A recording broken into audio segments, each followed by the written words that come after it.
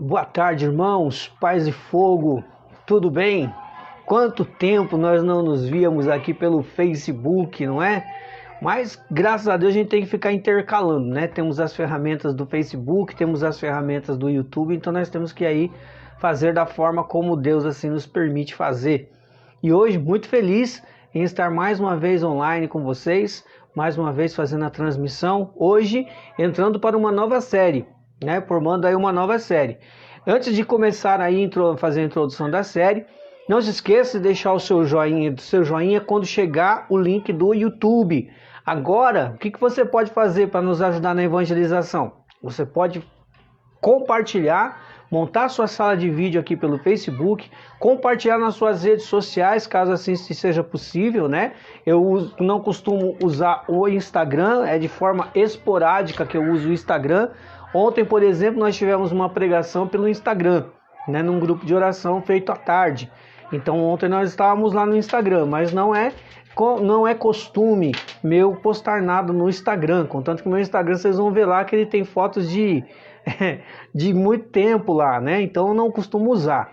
Mas aqui pelo Facebook é onde eu uso mais, no WhatsApp também, algumas vezes no Twitter, né? E assim, às vezes também no Telegram, né? Estou lá fazendo parte de alguns grupos no Telegram, mas assim, onde nós mais fazemos aí a nossa divulgação é diante do Facebook e também do WhatsApp, tá bom? Então, se você puder, ajude-nos aí a evangelizar, a fazer esse vídeo chegar mais longe, para a glória de Deus.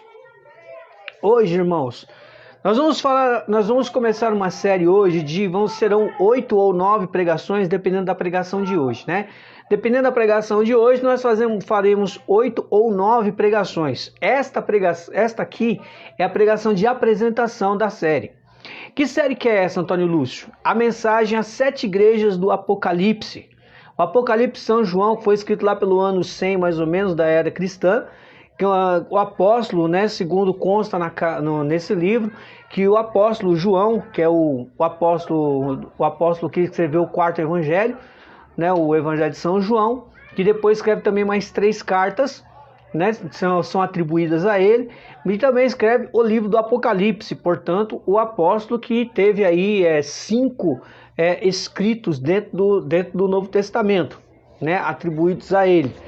Então, aqui conta a tradição que por volta do ano 100, mais ou menos, São João ali por volta do ano 90 da era cristã, 96 mais ou menos, ele então escreve, tem essa visão, né, tem essa experiência mística com Jesus a respeito do livro do Apocalipse. Nós vamos ver aqui um pouquinho aí. Boa tarde, André. Deus abençoe aí sua vida, meu primo. Como é que vocês estão aí? Manda um abraço aí pra tia, pros meus primos aí também, pro seu irmão e todos os tios aí em Botucatu.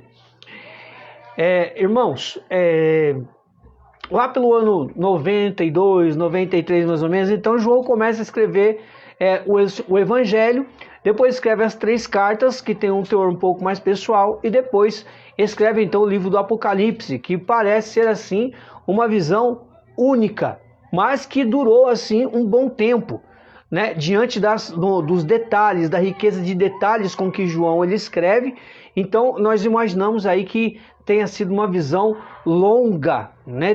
Que durou algum tempo, se não aí alguns dias até, né? O que nós não sabemos ao certo aí, a tradição não bate o martelo em cima disso. O fato é que nós precisamos acreditar naquilo que está no livro do Apocalipse, que não é um livro de desgraça, é um livro de esperança para nós. É um livro de muita esperança e a mensagem às igrejas do Apocalipse tem muito a nos falar, porque tem um teor muito atual para nós, apesar de ter sido feita ali diante de uma realidade de uma igreja daquela época. É como nós vamos ver hoje. Então hoje será a apresentação da mensagem às 7 igrejas do Apocalipse. Você que vai entrando aí, assim como o Andrezinho, vai colocando sua sala, vai montando sua sala de vídeo para nos ajudar a alcançar mais pessoas. né? Segundo a vontade de Deus, né? Eu não tenho a pretensão de ser aí mundialmente conhecido, né? Deus é quem sabe dessas coisas. Aqui eu quero fazer aquilo que Deus me escolheu para fazer, que é pregar a sua palavra. Então, se você for entrando, não se esqueça de confirmar se o áudio, se você me escuta bem, se a qualidade dele está boa, né? Que se você consegue me ouvir bem, para que assim a gente possa ter maior segurança na nossa transmissão. Ok? Então vamos lá. Pelo sinal da Santa Cruz, livrar-nos Deus nosso Senhor dos nossos inimigos espirituais e carnais, em nome do Pai, do Filho e do Espírito Santo. Amém. Que a cruz de Cristo se deite sobre mim, quem nela morreu responda por mim.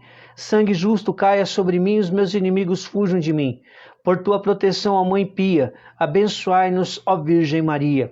Santo anjo do Senhor, meu zeloso guardador, se a ti me confiou a piedade divina, sempre me rege, me guarde, me governe, me ilumine, para sempre.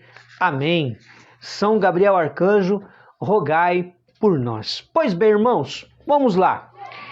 Pega comigo, por favor, a sua Bíblia, lá no livro do Apocalipse, no último livro da Bíblia, portanto, livro do Apocalipse, capítulo 1, versículos do 4 em diante. Nós vamos partir do 4, versículo 4 e vamos até o final do capítulo, que nos dirige aí naquilo que realmente interessa para nós aí, diante desse tema de hoje. Não se esqueça de você abrir sua sala de vídeo, na medida em que Deus for tocando no seu coração que você deve fazer isso, né? Você não é obrigado a nada, né? A evangelização precisa ser um ato voluntário de amor a Deus.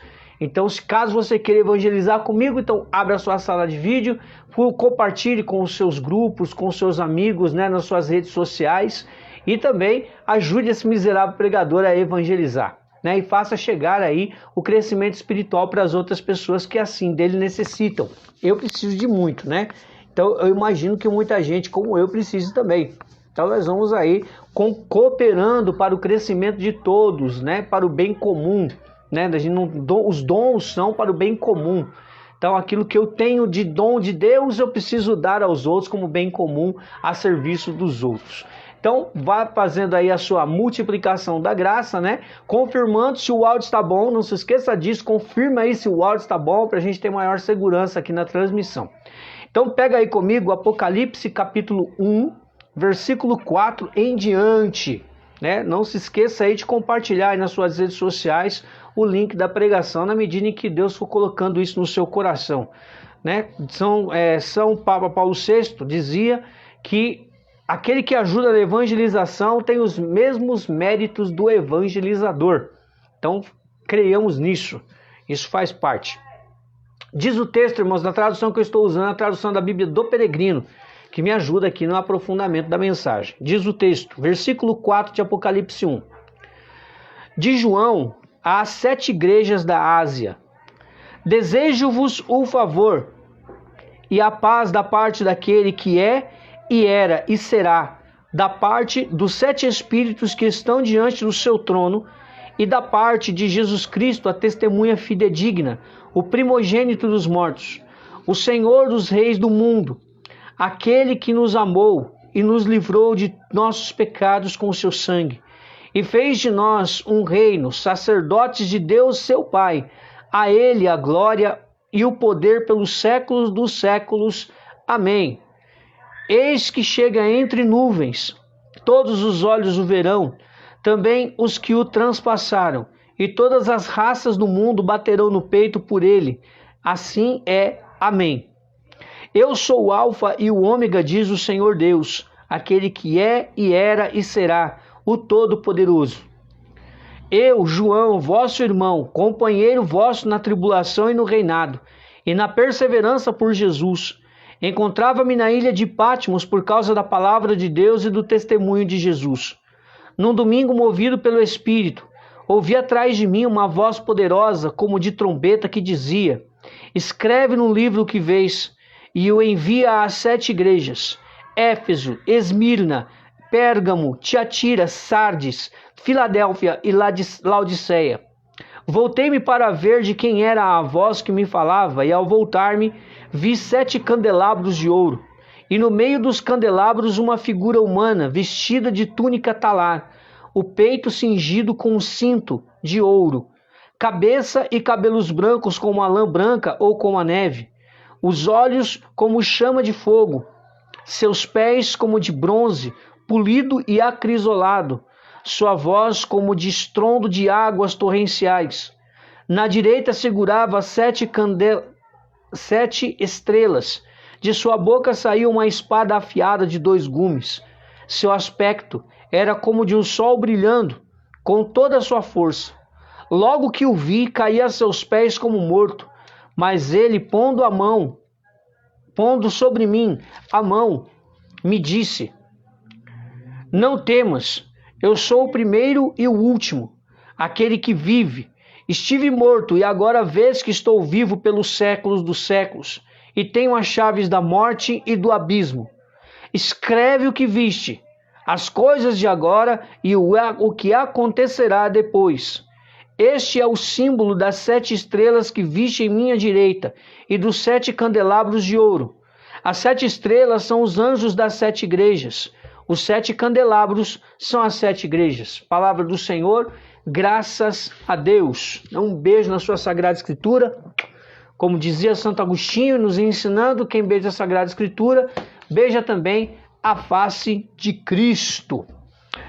Pois bem, irmãos, veja, é bom lembrar, irmãos, que eu não sou teólogo, tá? Então tudo que eu estou vendo aqui é fruto de busca de alguém curioso que gosta de curiar algumas coisas, né? E uma delas eu gosto muito de curiar a Bíblia em fontes seguras, é claro, não em outras fontes que não seja a fonte católica segura. E eu costumo buscar, estudar aonde me é possível. Eu não tenho condições de fazer uma faculdade de teologia, por exemplo, e às vezes nem um curso, né, que é mais em conta do que uma faculdade, mas eu também não tenho condições, né? E Deus sabe disso. Sabendo disso, então ele me proporciona uma curiosidade vinda do céu, então pode ser do céu, e uma capacidade de entendimento de algumas coisas que popularmente a gente acharia impossível de se entender, visto que muita coisa da Bíblia precisa ter pelo menos um bom senso, né, teológico para se entender, para não cair em erros. Então Deus me deu a graça de buscar no catecismo, estudar o catecismo, ler alguns documentos da igreja. Não li todos, infelizmente não tive essa grande graça ainda, né? Estou enroscado num bendito de um livro aqui já faz uns meses já, e o físico nosso já não ajuda mais como antes. Então muita coisa que eu fazia antes, hoje já não dá mais para fazer, né? Então não tenho mais 20 anos. Então algumas coisas me são limitadas agora em função da minha saúde, da minha condição de idade mesmo, né? Não que eu seja velho, mas algumas coisas já me são limitadas, né? O tempo e as consequências dos meus atos e das minhas escolhas do passado hoje pedem conta daquilo que eu fiz no passado. Então meu corpo hoje pede contas de tudo que eu fiz com ele no passado. Então muita coisa não me é possível. Então Deus não só pode ser de Deus. Essa vontade de querer entender um pouco melhor, de querer aprofundar a mensagem bíblica e proporcionar para vocês talvez uma linguagem um pouco mais fácil de ser entendida, né? Uma linguagem muitas vezes grosseira, né? Muitas vezes é sempre exortando, né? Mas foi a forma que Deus me fez pregador, né? Na hora de exortar com seriedade, sem faltar com amor, sem faltar com respeito, mas também na hora de falar para anúncio, para acolhida, também Deus me fez ser um homem pronto para transbordar o que Deus pede para ser transbordado, e na medida e na dimensão que precisa ser transbordado. Então, veja bem, não sou teólogo, então não tenho a pretensão de acolher conteúdo teológico, né? Ainda que a gente possa até dar alguma coisa, mas se vier alguma coisa de forma teológica, irmão, me perdoe. Então não é porque eu fiz teologia não, tá bom? Fiquem em paz aí, porque eu não sou nenhum teólogo, nenhum teólogo também. Mas enfim, vamos lá para aquilo que interessa. O que João está falando nesse trecho do livro do Apocalipse, irmão? Não se esqueça aí de confirmar o áudio, se o áudio está bom, tá bom? Mas João, nesse trecho do Apocalipse, ele está preparando seus leitores para as mensagens para as igrejas, né? Então começa assim com uma grande experiência, parece que é a visão né, ali de Jesus para aí. Jesus aparece num êxtase, provavelmente é um êxtase, uma experiência mística de São João, que ali ele tem a experiência de ver, vislumbrar o sobrenatural de Deus. Eu prefiro chamar assim para não incorrer e falar, não, é fulano, é beltrano, é ciclano. Não, é a experiência sobrenatural de Deus. Ele tem acesso ao mundo espiritual nesse momento, uma grande experiência mística, né, que era, na época apostólica, era até comum, em função da grande intimidade, desejo de Deus, né, sede de Deus, sede de eternidade que os apóstolos e aqueles que fizeram parte da igreja primitiva tinham, né, tinham uma sede de Deus lascada e queriam assim, quanto mais buscar, mais queriam buscar a Deus. Então isso fez prevalecer e manter a igreja até hoje, há mais de 2000 anos. Porém, o que acontece aqui? É o começo do livro, é o começo da experiência, é onde João está tendo assim os seus primeiros lampejos da experiência mística, do êxtase místico que ele teve. Então, que experiência foi essa? Então, ele está lá na ilha de Patmos já, por causa do evangelho, ele mesmo vai dizer isso. E aí, na medida em que ele está lá, provavelmente ele está orando, né? Não tem como isso ser, apesar de que Deus ele tem suas formas livres de agir, mas ao que tudo indica, provavelmente ele estaria em oração, ou por ser domingo, estaria adorando, por ser o dia do Senhor, estava adorando ao Senhor. Deve ter acabado de celebrar ali a fração do pão, ou a Eucaristia, né, como era chamado na época, e ali sozinho, né, ele precisava fazer isso, ele precisava buscar, então provavelmente estava adorando ao Senhor, irmãos. Ele estava em adoração. E era domingo, era o dia do Senhor, era o dia de se dedicar para Deus. Então o que ele vai acontecer aí? A partir dessa experiência, ele prepara o terreno, ele mostra aí uma grande capacidade escriturária, né, literária, aliás, de manter a nossa atenção fixa e dar detalhes, né, sobre o que está acontecendo ao seu redor. Então ele dá detalhes ali e prepara o povo para o assunto que ele vai abordar. Ele dá a dica logo de cara no versículo 4 e depois ao final ele vai então de novo para fazer a ligadura, para fazer o link com o assunto. Então ele dá uma preparada no terreno, esclarecendo alguns pontos de vista acerca daquilo que ele havia visto no início, no versículo 4, né? Então ele prepara, e as mensagens às igrejas do Apocalipse, elas são particulares, é para cada igreja em si. 7 na Bíblia, é bom a gente atentar a isso. Por que Deus me levou a isso? Porque se o 7 é o número de completude na Bíblia, de totalidade, de perfeição, né, assim soa como a perfeição ou a totalidade, então as 7 igrejas representam a totalidade da igreja. Ainda que de forma particular, né, endereçada, né, a Pérgamo, Tiatira, Éfeso, Sardes, Filadélfia, Laodiceia, apesar de ser particular aí a mensagem, cada qual dentro do seu quadrado, ainda assim, as 7 aí, nós vamos perceber que a mensagem das 7 igrejas, ela engloba a totalidade da igreja, e nós vamos perceber, inclusive, irmãos, que é muito atual a mensagem das igrejas. Aquilo que foi dito para aquela situação, para aquela circunstância lá, na Ásia, aonde João era responsável por aquelas igrejas depois da morte de Paulo. Então acontece que as igrejas começam aí, algumas a ter alguns problemas. Somente 2 não vão tomar a correção mais tete a tete. E João está preparando essas igrejas, chamando elas de candelabros de ouro, porque não são instituições humanas, é a igreja ali, aliás, a igreja em si resplandece a luz de Cristo. Os seus membros são as pedras vivas, vai dizer São Paulo, dessa igreja que é o corpo místico de Cristo. É verdade, irmãos, que muitos nós já sabemos aí de várias coisas de dentro da igreja, muitas situações, erros que vão acontecendo, são dos membros da igreja. Os membros somos nós, não é a igreja. A igreja tem Cristo como cabeça. E infelizmente, os membros, na medida em que vão errando, vão manchando o corpo místico de Cristo, dando esse suposto descrédito de muitos a respeito das normas da igreja, da autoridade da igreja, da santidade da igreja.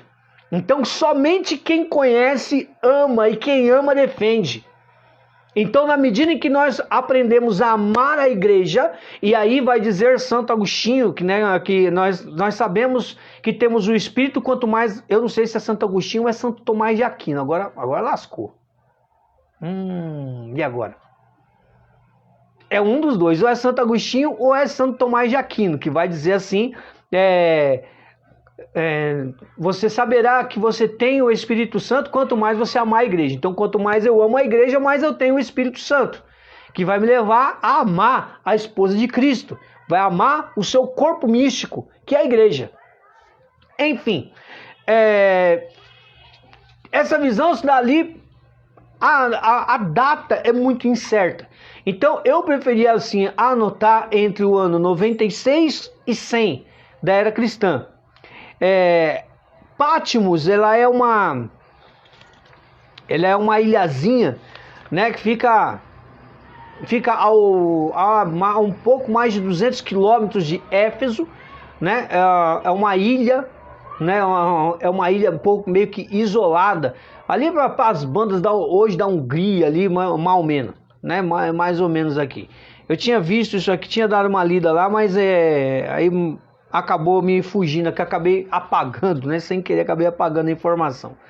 Mas o fato, irmãos, é que João, ele prepara os leitores para as mensagens particulares a cada igreja da província romana da Ásia, na época de São João. Essa mensagem vai se dar ali pelo ano 96 e 100. Irmãos, esses anos foram os auges da perseguição cristã. Foram os auges. Se você puxar um pouquinho na história aí, você vai ver lá, Nero, Domiciano. Foi terrível.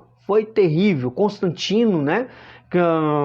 Que logo em seguida vê aí o concílio de Constantinopla.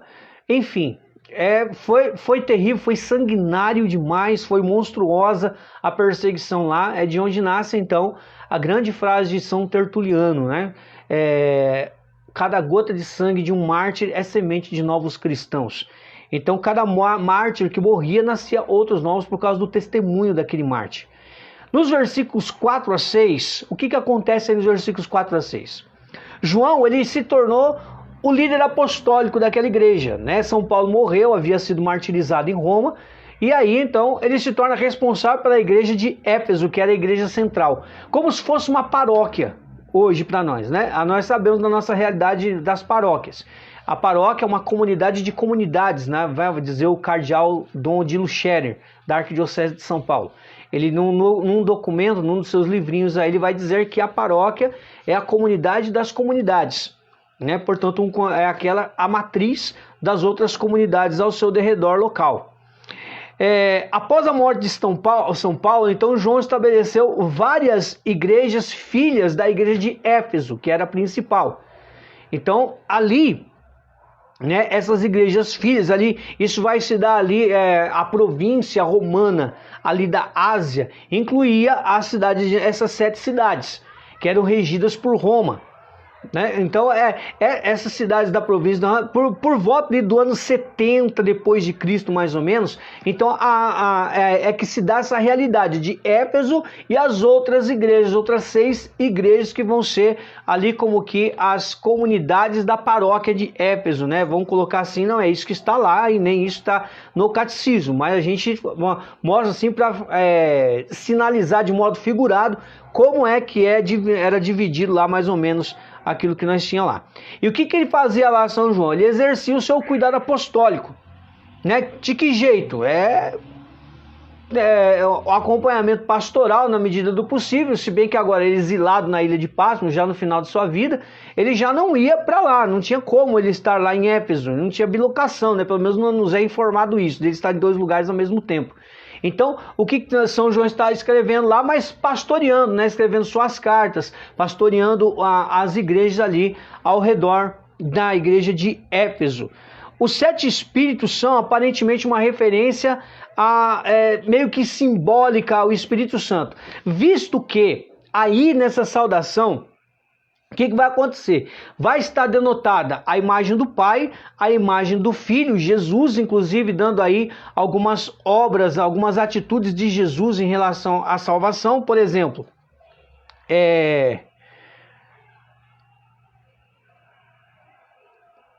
vai falar de 3 aspectos, né? Ele é testemunha fiel, né, que terminou a sua obra no Pai, aí no dos versículos 4 a 6, foi o primeiro gerado dos mortos, né?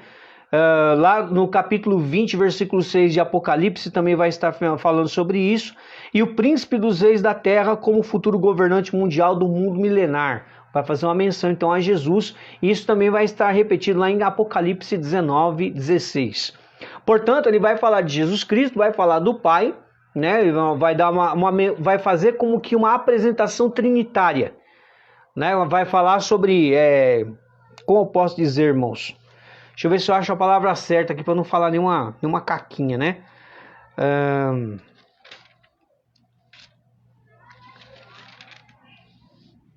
Como é que eu posso explicar isso? É como se fosse uma... Oh, meu Deus! Ele faz uma menção de uma saudação trinitária, né? Fazendo assim né? Porque o Apocalipse ele tem que ser cheio de símbolos, né? Porque por ser o tempo da perseguição, então muita coisa tinha que ser assim por sinais, tinha que ser tudo ali nas entrelinhas, né? Tudo muito subliminar, né? No bom termo da palavra, e para que as mensagens chegassem e o povo entendesse o que estava querendo dizer. Então aqui, João ele faz como que uma doxologia trinitária de saudação, né? Como se fosse assim, ele vai falar do Pai, vai falar dos 7 Espíritos, né? Fazendo uma menção ao Espírito Santo, vai falar do Pai, aquele que nos amou, e vai falar do próprio Jesus como testemunha fiel, né? Como que se revelando para João. Nos versículos 7 e 8 vão ser mencionados 3 aspectos da segunda vinda de Cristo, né? Como assim, Antônio Lúcio? São João, no livro do Apocalipse, ele fala das coisas, muito das coisas vindouras. Muitas coisas vindouras daquele tempo de São João, mas muitas coisas vindouras desse tempo nosso de hoje.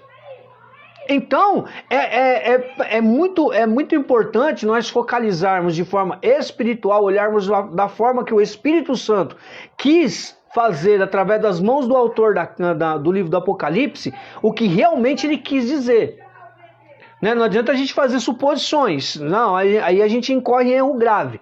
Então é bom olhar da forma como o Espírito Santo fez, com os pés no chão, mas o coração em Deus. Então ali, naquela época eu já falei sobre isso em algumas pregações, aqui tanto no Facebook quanto lá no YouTube, aliás, que na mentalidade apostólica da época, né, antes de São João e também durante ali já entre João e os padres do deserto, a mentalidade que a segunda Jesus viria voltar, mas quando? Amanhã. Então para eles sempre o hoje era em função da volta de Cristo amanhã. Então o retorno de Cristo para eles ali, então por isso que o anúncio era tão poderoso, né? Porque vinha com uma parresia, vinha com uma ousadia no espírito. Por quê? Porque na cabeça, na concepção, no coração deles, na alma deles, estava assim: Jesus vai voltar amanhã. Então amanhã vai voltar. Era a mentalidade da época e por isso aí nós vamos ver tanto Paulo como Pedro falando muito da parousia, né? Da segunda vinda de Jesus. E aqui São João, né? Vai dar aqui 3 aspectos do retorno de Cristo, né? Inclusive citando passagens do Antigo Testamento e também, ou melhor, do Primeiro Testamento e também do Segundo Testamento. Ele fala assim o seguinte, nos versículos 7 e 8. Ele vai falar, ele voltará nas nuvens, fazendo menção a Daniel, capítulo 7, versículo 13 e 14. Todas as raças o verão, fazendo menção a Mateus 24, 30. Lamento e arrependimento daqueles que o transpassaram. Vai fazer menção a Zacarias, capítulo 12, versículo 10 e 11. Então dá uma olhadinha lá na sua Bíblia lá depois, né? Aqui não dá pra gente fazer tudo isso porque é por causa do tempo, né? Senão a gente vai acabar extrapolando demais o tempo aí, né? Que é de costume meu passar da 1 hora, mas não é necessário fazer isso todo dia também, né? Se a gente puder evitar, é bom para que todos assistam de uma forma satisfatória. Então, 3 aspectos: que ele voltará nas nuvens, como diz o profeta Daniel, vai também ser um evento, segundo o próprio Jesus, todas as raças, todos os homens o verão, e também haverá lamento e arrependimento daqueles que o traspassaram. Traspassaram como? Que não aceitaram a Jesus, que viraram as costas, apostataram da fé, foram tíbios aí durante um bom tempo, né? Vai falar muito o livro do Apocalipse ali, particularmente ali antes do capítulo 10, se eu não me engano, acho que é o capítulo 7, né? 5, 6 e 7, eu acho, do Apocalipse, que vai falar um pouco da tibieza, né? E depois aí vai partir lá para a segunda parte do livro do Apocalipse, né? Para outra parte do livro do Apocalipse. Porém, isso aqui não é a questão aqui agora. Os versículos 9 a 11 vão trazer o quê? Vão trazer a realidade do próprio João. João, então, ele vai falar o que ele vê, né? Ele vai começar, então, a descrever o que ele está vendo, vai apresentar Jesus da forma como ele está vendo ali naquele momento, e também vai deixar assim, para nós, revelado para nós, como Jesus se auto-apresenta, como ele se autodescreve, né? Ou melhor, como ele mesmo se autodescreve. Então, no primeiro momento ali, o que João vai falar? Ele vai falar que ele está exilado na ilha de Patmos, né, conforme eu havia dito, e por pregar a palavra de Deus. Porque veja bem, o que diz o versículo 9 aqui? Olha lá. Eu, João, vosso irmão companheiro na tribulação e no reinado, na perseverança por Jesus, encontrava-me na ilha de Patmos por causa da palavra de Deus e do testemunho de Jesus. Então, pela pregação da palavra e pelo testemunho de Jesus, João estava exilado na ilha de Patmos. Conta a tradição que ele apanhava todo dia, que ele foi colocado num óleo fervente e o homem não morria. Então, ele foi exilado lá na ilha de Patmos e deixou lá, né? Que todo dia alguém ia lá para dar uma surra nele, né? É um negócio muito doido. Então ele vai falar assim das tribulações. Que tipo de tribulação é essa? Se refere às aflições presentes, não no futuro nosso aqui agora, mas na época dele. As perseguições, né? A própria que ele estava sofrendo ali naquele momento, né? Sendo exilado na ilha de Patmos, né? Então, o que São João quer falar para nós aí? Né? Você que está acompanhando, se você puder ver se o áudio está bom, seria bom, viu? O Adilson, a Delciane aí. Então, se possível, aí dá um alô aí, dá um retorno aí acerca do áudio, se você me escuta bem, tá bom? Então, o que João está falando assim, que ele vai falar assim, sou testemunho de Jesus Cristo, tá bom? Então, o que significa ele ter dado esse tipo de informação? Testemunha de Cristo. Então, os verdadeiros seguidores de Cristo, né, no pensamento de João, eles irão perseverar em todas as suas aflições presentes, tendo João, o apóstolo, o escritor do Apocalipse, como exemplo a ser seguido. Porque ele não desistiu nunca de Jesus, irmãos. Desde o dia que ele conheceu Jesus lá, pelos seus 24, 25 anos mais ou menos, ele não se esqueceu, ele não deixou de ser apaixonado por Jesus. O amor por Jesus queimava dentro do apóstolo João. Então, ele perseverou até o fim.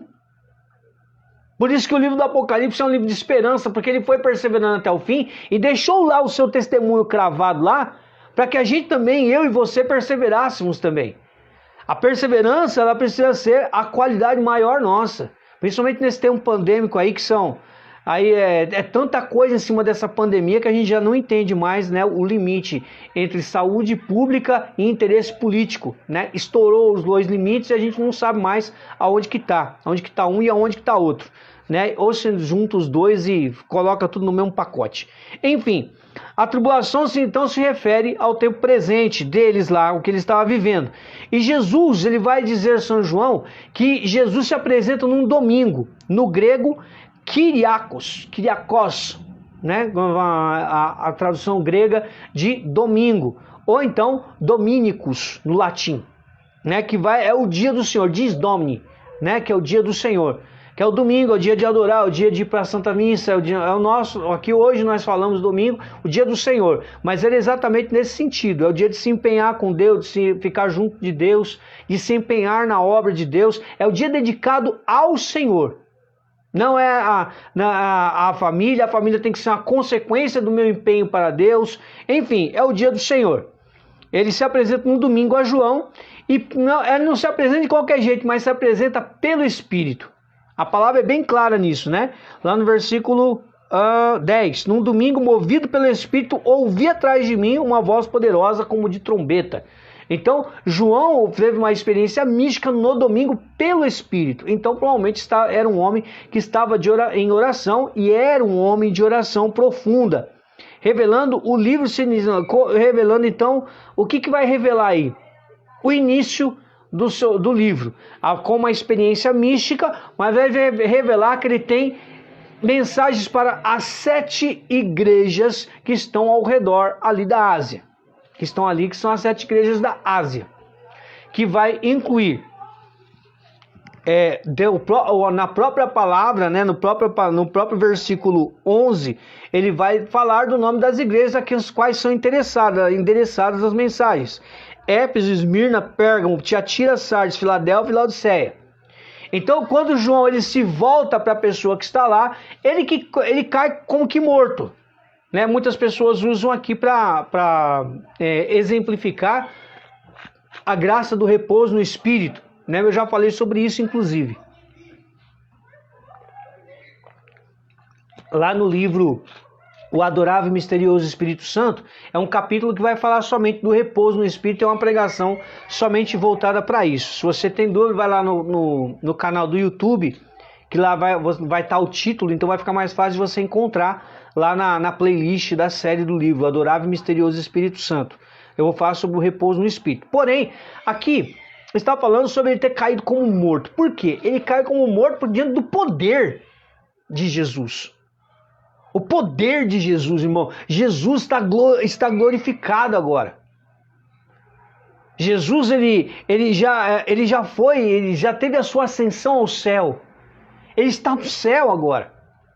Ele toma o seu lugar de novo, ele é o segundo da Santíssima Trindade, mas ele já toma o seu lugar ali, toma o seu trono de novo no céu. O trono que ele havia deixado por 33 anos enquanto esteve conosco aqui. Né? Ele não deixou de ser Deus por ter sido feito homem. Veio aqui, fez a sua salvação, mostrou a Deus para nós, o reino de Deus para nós, e depois voltou ao seu reinado. Porém, João, ele dá uma descrição do que ele estava vendo. E aqui, irmãos, é fantástico como João era observador. Mesmo na sua visão mística, né, na visão espiritual, João era um homem observador ao extremo. Observava detalhes assim, mínimos, mas muito significativos. Vamos lá. Qual era a descrição, né? A visão geral do poder, que não vai assim. Quando ele descreve, qual é a visão geral ali que João está tendo? É uma visão de majestade, de poder, de domínio, né? Com autoridade sobre a igreja e sobre o mundo. Esta a visão, o que precisa permear o teor da visão de João aqui, como ele enxerga aqui Jesus, como Jesus se apresenta para ele, é preciso a gente entender que é uma visão geral de poder e majestade e com autoridade sobre a igreja e sobre o mundo. Ele é Deus. Ele é um Deus ressuscitado. Ele morreu a nossa morte, mas ressuscitou para nos dar vida. Então, como é que é essa descrição? Primeiro, uma figura humana, como ele descreve em Daniel, o Filho do Homem. Jesus mesmo vai dizer isso por diversas vezes no seu evangelho, como atribuindo-se esse título a si próprio. Né? O Filho do Homem é um título messiânico. Então, provando que chegou a era do Messias, do Cristo, do Redentor do mundo, do Salvador no mundo. Então, a segunda coisa, a túnica sacerdotal e cinto real. Isaías capítulo 11, versículo 5, vai falar das mesmas coisas em função de um juiz, como se fosse um juiz. Essas vestes são vestes de juiz. Irmãos, eu vou pedir só um instantezinho só para ver aqui uma barulheira aqui do ladinho. Espera só um pouquinho.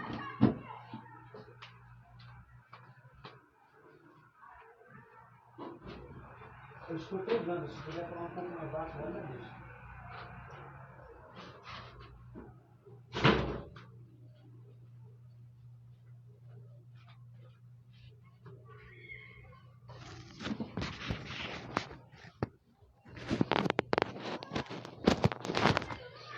Desculpa o inconveniente, irmãos, né? Acontece às vezes. Quem faz ao vivo, às vezes acontece algum inconveniente. Mas vamos lá, vamos continuar. Então, essas vestes aí que São João fala da veste sacerdotal, túnica sacerdotal e cinto real, denotam as vestes de um juiz, né? Mostrando que Jesus aí, ele é o justo juiz. Não veio para condenar, mas para salvar o mundo, mas é o juiz. Justo juiz. Expressão da face da misericórdia do Pai, como vai falar o Papa Francisco na Misericórdia de Vultos, mas justo juiz. Também João ele denota cabelos brancos como de ancião, brancos como a neve, né? Vai dizer a palavra aí especificar. É uma menção a Daniel capítulo 7, versículo 9. Aonde, o que representa esses cabelos brancos, aí, esse ancião de cabelos brancos? Justiça, pureza e glória. É o que denota esse homem, esse ancião com os cabelos todos brancos. E vai também falar de pés de bronze que denotam firmeza e estabilidade. Irmão, nós vemos as estátuas aí de bronze. Estava vendo uma reportagem hoje na televisão, inclusive, que uma estátua de bronze foi roubada. Não sei que estado aqui do Brasil, que a estátua foi roubada e foi deixada num lugar lá, porque era muito pesada. Eu acredito que tenha sido difícil a locomoção da estátua. É um absurdo, né? Mas o fato é que o material, o minério, bronze, ele quando ele é fundido, ele é um metal muito duro, muito resistente, mas também muito firme. Não é qualquer coisa que vai ali deformar o bronze. Por quê? Porque ele é um metal firme, né? Ainda mais quando denota-se assim que ele tem pés de bronze. Pés de bronze. Né? Então significa firmeza e estabilidade nos seus passos. Também uma voz estrondosa, né, das águas, né? Vai ter o estrondo das águas. Além do que, irmãos? Além dessa voz estrondosa das águas, né? Ó, e de detalhe, né? Esse pé de bronze, ele é polido e acrisolado, né? Polido, né? Portanto, ele brilha. Tem o brilho do rei. E tem a voz como estrondo das águas, né? Os olhos como chama de fogo. O fogo é a que denota a purificação, é aquele olhar para purificar, é aquele olhar que penetra na alma para purificar. Além do que, né, a voz estrondosa denota o quê? A autoridade e poder do Cristo. Aquela voz potente, a voz que tem autoridade, a voz que quando dá dá uma palavra de ordem, é uma ordem irrevogável, né? Que quando fala, acontece, é a voz do oráculo, a voz de autoridade. Também, João percebe que ele se move entre os candelabros, ou seja, ele se move entre as igrejas. Ou seja, irmãos, Jesus ele sabe da situação de cada igreja. Por quê? Porque ele se move, ele está em todas as igrejas. Ele é Deus, irmãos, ele é onipresente, está em todos os lugares. Então não há possibilidade alguma de Jesus se limitar a tempo e espaço. Até porque ele é Deus, está acima do cronológico. O tempo dele é tempo de eternidade, não é tempo cronos, é tempo kairos. Não é cronológico, é kairos. Tempo da graça sempre. Em Cristo nós temos o tempo da graça sempre. Ele tem nas mãos, o João percebe, 7 estrelas, né? Aqui eu gostaria assim de dar duas formas aqui, né? Que a Bíblia do Peregrino me traz uma interpretação, a igreja também traz a mesma interpretação, mas porém, contudo, no entanto, se, né, as estrelas são os responsáveis pela igreja, como vai dizer o versículo 20, então ele tem na mão as 7 estrelas, ele tem na mão os 7 responsáveis pelas igrejas que as quais ele está se movendo entre elas. Porém, existe aqui uma outra visão espiritual da coisa, que essas mãos aí, essas estrelas nas mãos, 7 estrelas, é o domínio dos exércitos siderais. Seria essa uma forma de interpretar essas 7 estrelas na mão. Porém, se ele está trazendo essas 7 estrelas, e ele vai falar dessas 7 estrelas na própria palavra, então é bom a gente nos atentarmos a essas duas interpretações aí, e a gente vai perceber aonde que ela cabe melhor. Da boca, né, segundo João, saiu uma espada afiada de 2 gumes. Nós vamos ver essa atribuição também, aonde? Na carta aos Hebreus, no capítulo 4.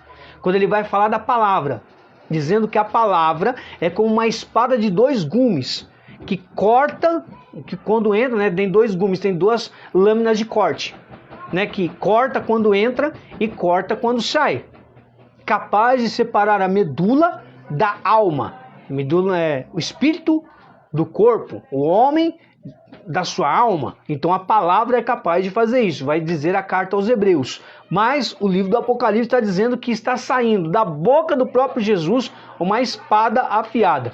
A carta de São Paulo aos Efésios, quando ele fala da armadura do cristão, ele vai dizer também: empunhai a espada do Espírito, ou seja, a palavra de Deus.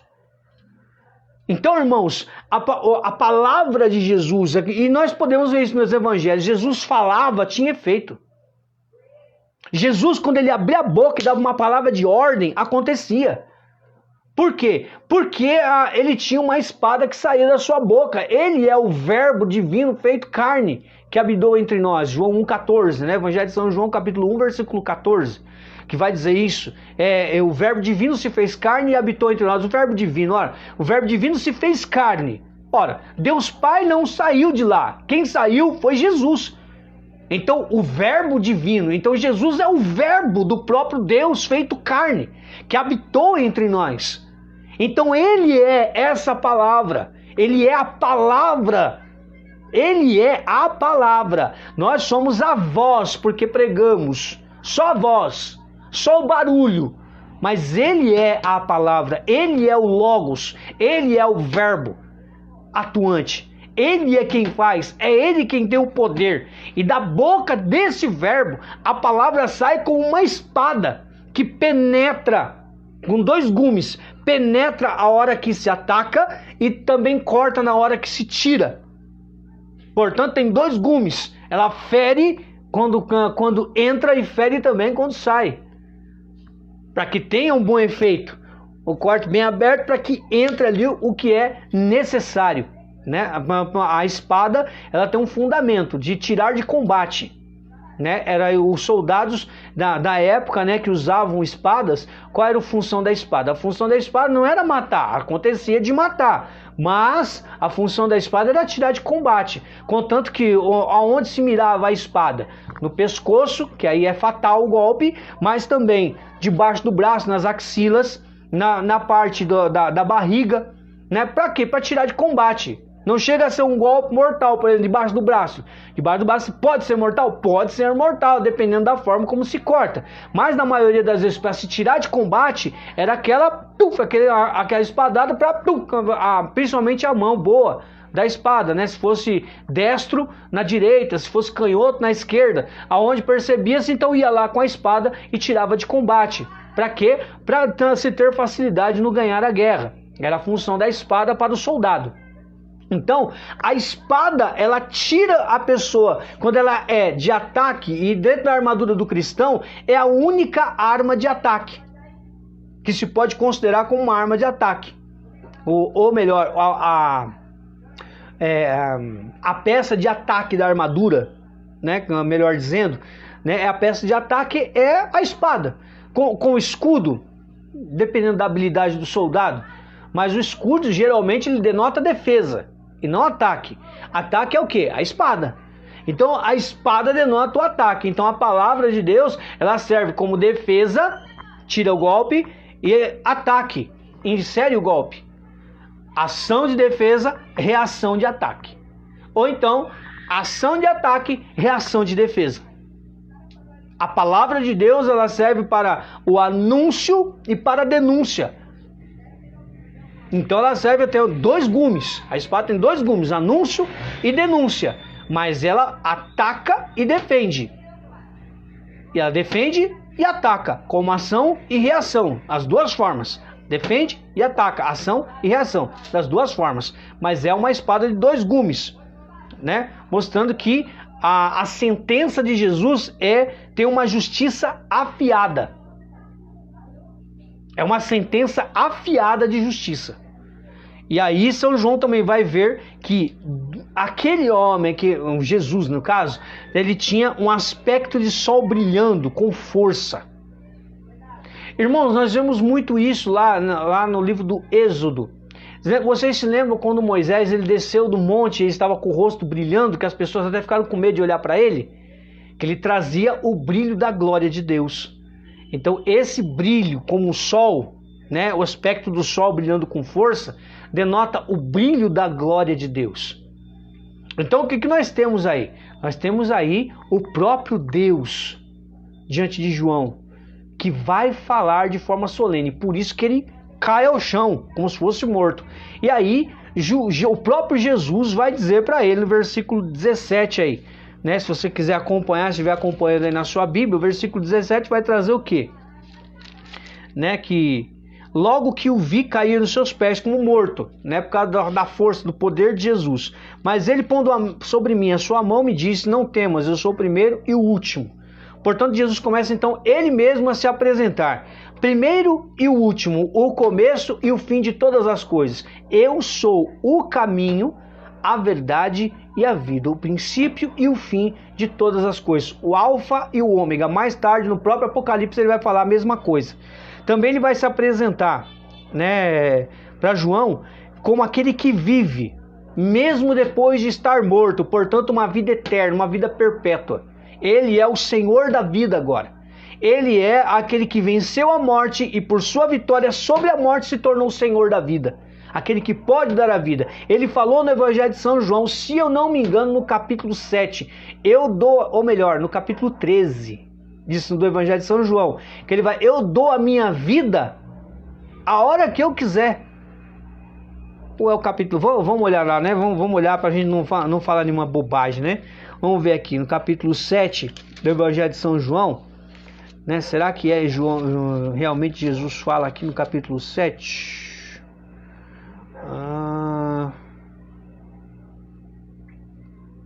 Pouco tempo, Paraná.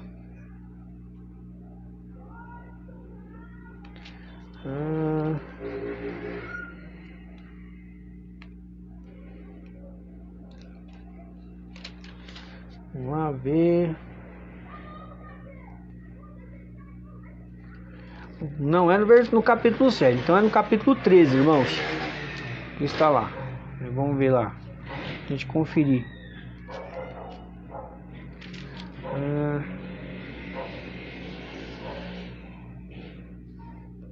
Paraná.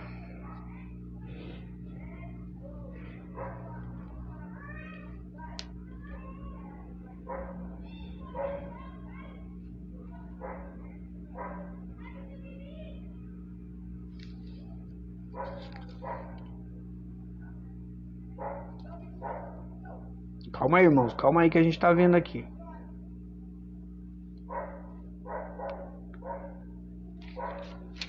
Vamos ver.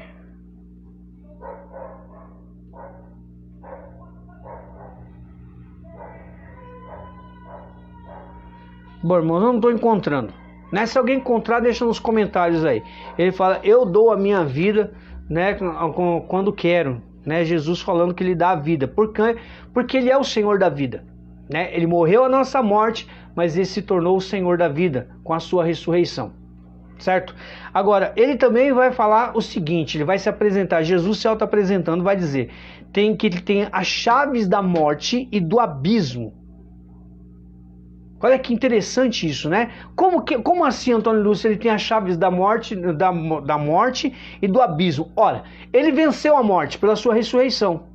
Então, logo, ele se tornou vitorioso. conquistou. Se fosse uma forma de competição, ele se tornou, então, ele pegou, ganhou por direito, por ter vencido a morte, ganhou as chaves da morte. Abismo é o tal do Hades, que é como chamava lá os cemitérios, né, ali na Judéia e da Galiléia. Os judeus falavam o Hades, né, que é onde depositavam os seus mortos. Né, ali muitos a céu aberto, outros ali, outros cemitérios mais um pouco velados. Então era o Hades, o reino dos mortos, que era o abismo, né, que era onde ninguém gostava de ir, ninguém ia, né, porque seria contaminado por causa da religiosidade daqueles homens. Então ele ganha as chaves da morte porque venceu a morte pela sua ressurreição. Né? Inclusive São Paulo, na primeira carta aos Coríntios, no capítulo 15, ele vai trabalhar muito isso. De forma especial no versículo 54, ele vai dizer aí como que Cristo venceu a morte, né? E tem as chaves da morte e do abismo nas suas mãos. Né? 1 Coríntios capítulo 15, versículo 54, onde São Paulo nos ensina toda a dinâmica da ressurreição. Né? Nos dá uma aula de teologia sobre a ressurreição de nosso Senhor.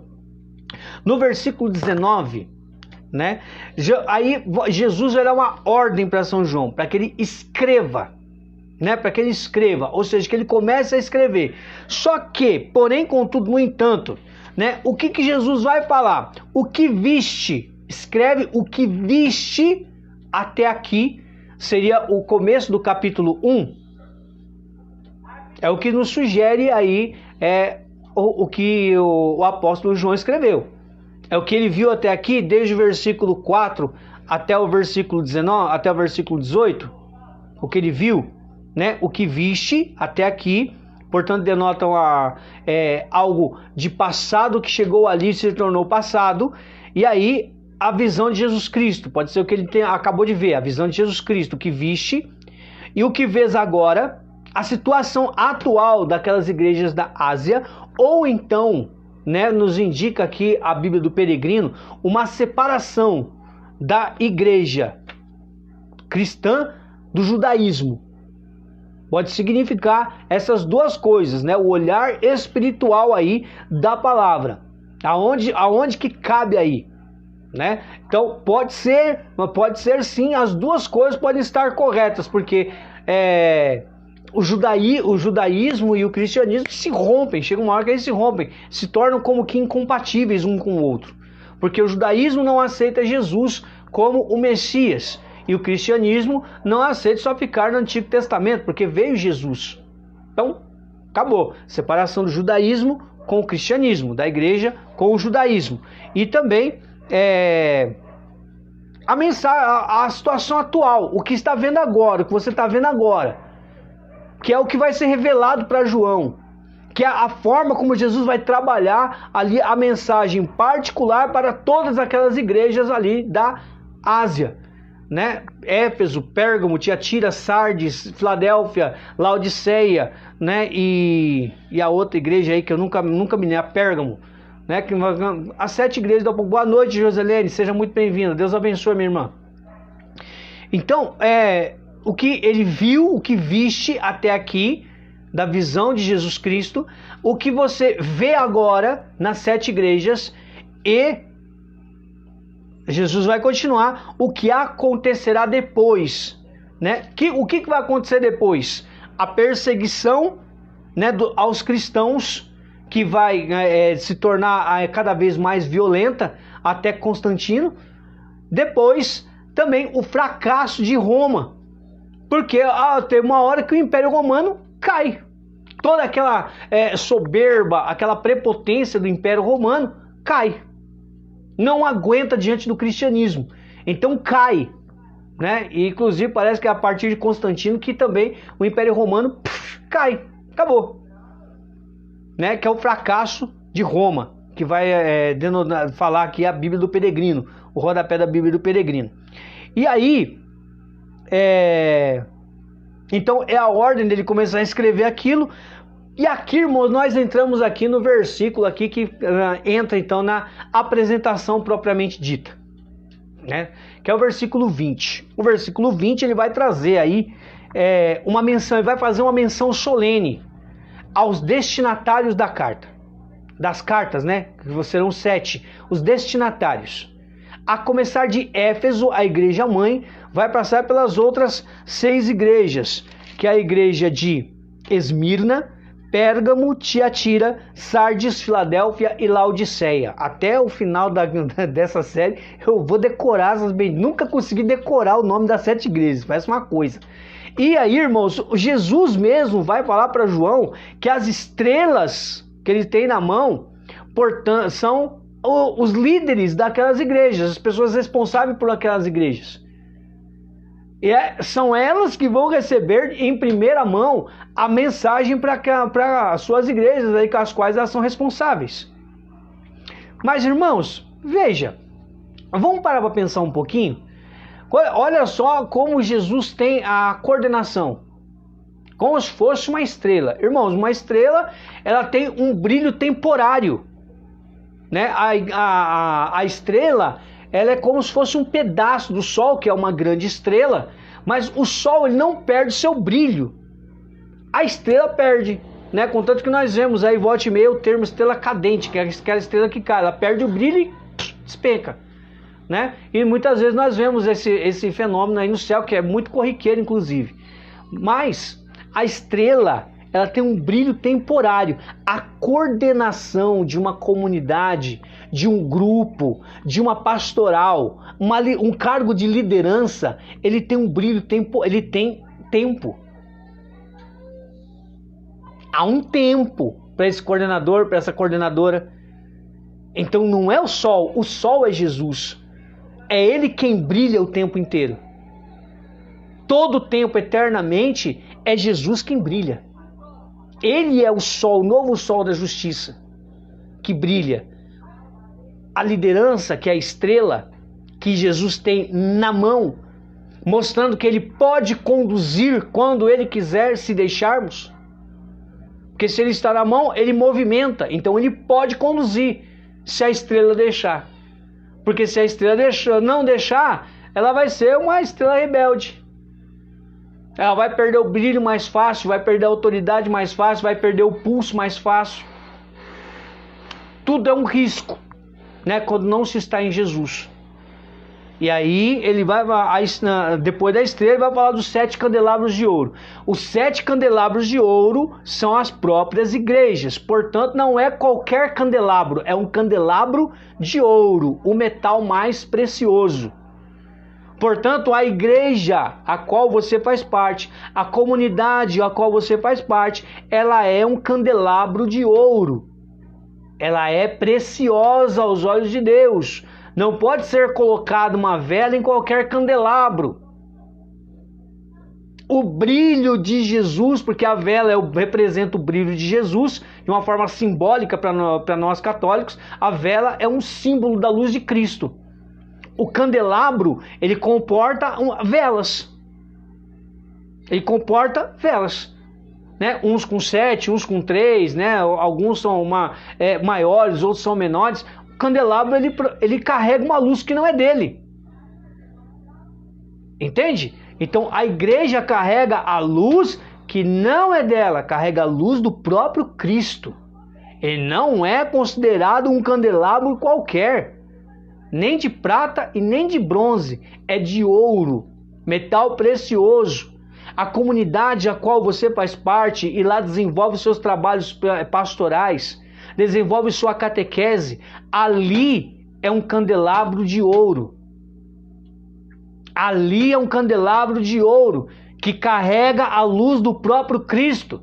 E a luz não pode se apagar. Se a luz se apagar, acabou a presença de Cristo ali. Não pode apagar. O candelabro tem que estar sempre com as velas acesas. E aí entra então a mensagem às 7 igrejas. Jesus, nessa hora, encerrando essa pregação, Jesus, fazei-nos aqui, Senhor, portadores da tua luz também, não como candelabros, mas como pequenos castiçais que vão levar a luz até o candelabro, ou que podem manter as velas do candelabro acesa, mantendo a tua luz acesa. Sejamos nós, Senhor, nessa hora, como o apóstolo João, tendo a mística, tendo ali a docilidade de enxergar com detalhes a Tua presença, Senhor.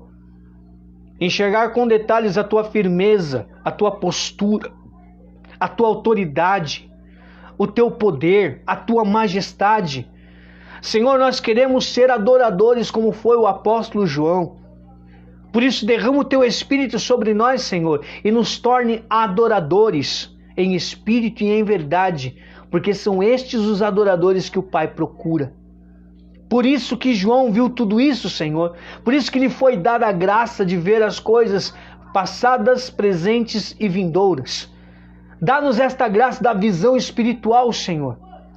Dá-nos pelo Teu Espírito nessa noite de hoje um batismo novo no Espírito Santo, Senhor, um mergulho novo no Teu Espírito, a fim de termos visão de águia, visão profunda, visão do eterno, visão do sagrado, para que tudo para nós seja muito claro daquilo que vem e provém de Deus e daquilo que não provém do céu.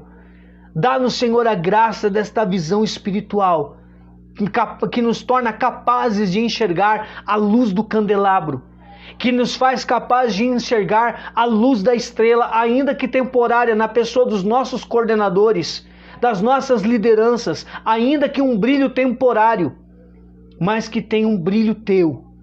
Tragam o brilho Teu e estejam nas Tuas mãos, e não, Senhor, com um brilho independente, como se pudessem se sustentar, se autossustentar, melhor dizendo. Não, é preciso estar nas Tuas mãos, como João viu, prontos para fazer a Tua vontade e trazer o brilho real da Tua luz, Senhor, que é a luz verdadeira que precisa brilhar no candelabro. É o que nós Te pedimos nesta noite de hoje, Jesus. Manifestai essa graça para nós, pela força do Teu Espírito, para a maior glória do Teu nome, para o nosso bem e de toda a Santa Igreja. Em nome do Pai, do Filho e do Espírito Santo. Amém. Irmãos, que Deus abençoe. No sábado, às 19h30, nós estaremos com a primeira mensagem à primeira igreja, que é a igreja de Éfeso. Então não perca, nós vamos fazer pelo Facebook, irmãos, porque, como vocês puderam perceber, quando nós fazemos a transmissão pelo YouTube, né, ainda que a qualidade e o alcance sejam aí teoricamente maiores, infelizmente, na hora de você fazer a réplica para o Facebook, nós acabamos perdendo muito tempo, né? Não há uma praticidade nesse sentido. Então nós vamos fazer essa série toda aqui pelo Facebook, replicando então, como vocês vão poder conferir nas próximas horas aí, vai estar replicado lá no YouTube. E por favor, lá você dê o seu like, lá você escute a pregação de novo, faça suas anotações que passaram talvez despercebidas, ou porque você não pegou desde o início a pregação. Então você poder fazer as anotações necessárias para poder acompanhar essa série, mais uma vez, mais uma série que Deus está nos dando de presente, dessa vez não de um livro, mas relativamente de um livro, né, da Bíblia, um livro da Bíblia, mas de uma forma um pouco mais específica, de algo específico da Bíblia, né? E nós vamos usar aqui, por vezes, o catecismo da igreja, né, vários documentos da igreja, né? Se Deus assim me permitir, eu vou usar muitos documentos da igreja para que a gente possa aí embasar a mensagem e atualizar a mensagem para nós, para que o nosso progresso espiritual seja realmente uma realidade e não uma teoria.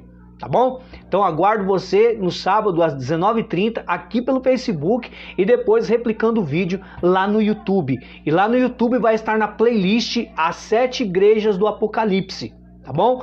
Vai estar lá no YouTube, nós vamos abrir a playlist agora à noite. Vai estar a playlist lá, As 7 Igrejas do Apocalipse. Esta pregação ela vai estar lá junto com as outras que virão a partir de sábado. Tá bom? Fiquem com Deus. Até sábado, com a graça de Deus. Rezem por esse miserável o pregador e se cuidem. A pandemia não passou ainda. Nós corremos o risco ainda de pegar esse bendito desse vírus aí, essa praga chamada coronavírus, mas também sermos cavalos de Troia para as outras pessoas que estão no grupo de risco e que fazem parte do nosso convívio. Então, caridade nesse sentido é você não ser um cavalo de Troia, não levar o vírus para as outras pessoas que estão fragilizadas em sua saúde. Seja caridoso, use máscara, lave constantemente as mãos, seja uma pessoa caridosa nesse sentido. Se a Anvisa ainda pede, né, se o Ministério da Saúde pede, se a OMS ainda está pedindo, vamos fazer. Até que chegue a vacina, nós precisamos nos cuidar do jeito que a gente consegue. Se esses são os recursos que a gente tem em mãos, vamos fazer isso. Tá bom? Sai de casa somente se for estritamente necessário, né, no caso de trabalho, ou se for estritamente necessário. Caso contrário, fique na sua casa, fique com os seus, cuide dos seus, cuide de você também. Tá bom? Inclusive espiritualmente. Entendeu? Inclusive espiritualmente, não se esqueça disso. Deus abençoe. Até sábado, se Deus quiser.